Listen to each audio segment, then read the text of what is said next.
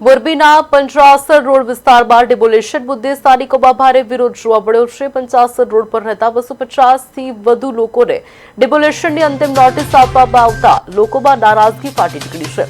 આ મુદ્દે સ્થાનિકો એકત્ર થઈને જિલ્લા કલેક્ટરને આવેદનપત્ર આપી પોતાની રજૂઆત કરી છે। સ્થાનિકોની માંગ છે કે ડિમોલિશન પહેલા તેમને વૈકલ્પિક આવાસ ફાળવવામાં આવે અને પૂરતો સમય આપવામાં આવે। લોકોએ જણાવ્યું કે અચાનક નોટિસ મળવાથી તેઓ મુશ્કેલીમાં મુકાઈ ગયા છે। આ સાથે જ તંત્ર પાસે માનવતાભર્યો અભિગમ અપનાવી યોગ્ય નિર્ણય લેવાની માંગ પણ ઉઠી છે।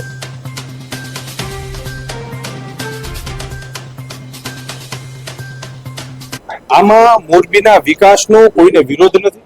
મોરબીનો વિકાસ થતો હોય તો આ તમામ સ્વૈચ્છિક લોકો મકાન પાડવા માટે સહમત છે એવી કોઈ વાત નથી, પણ વાત માત્ર એટલી છે કે આ તમામ લોકો રોજનું કમાઈને રોજનું ખાવાવાળા લોકો છે। આ લોકોને તાત્કાલિકના ધોરણે આવાસ યોજનાની અંદર જે પણ લોકોનો સમાવેશ થતો હોય એનો સમાવેશ કરવો જોઈએ અને બાકીના લોકોને 2 થી 2.5 મહિના જેટલો સમય આપવામાં આવે કે જેથી કરીને આ લોકોની કોઈ મોટી નુકસાની ન જાય। આ વિચારો અમારા માટે થોડુંક મેં 1250 માં તો મારું હાલે છે માન એમાં પેટ માન ગુજરે એમાં લાઇટ બિલ ભરી છે કટલેરીનો ધંધો સાહેબ કરી છે। ઈ તો વિચારો સાહેબ તમે અમારા મહોત્તર છો અને તમે અમને આ 2 નજારા કરશો તમે ક્યાં જશો સાહેબ, કોના આશરે જશું, કોના સહારો અમે દેશું સાહેબ? એટલી વિનંતી છે તમે અમે ખાલી કરવા માંગી છીએ સાહેબ, નથી માંગતા એમને અમે તમને કયો ત્યારે અમને ખાલી કરો, અમને કંઈક ટાઈમ દો સાહેબ। અમે નોંધારા છીએ તો અમે 10-10 હજાર ભાડું નથી કરી શકતા, અમે કેવી રીતે ભાડું ભરશું સાહેબ? કંઈક તો અમારું વિચારો નોંધારાનું, બીજું અમારે કાંઈ જરૂર નથી સાહેબ, બસ।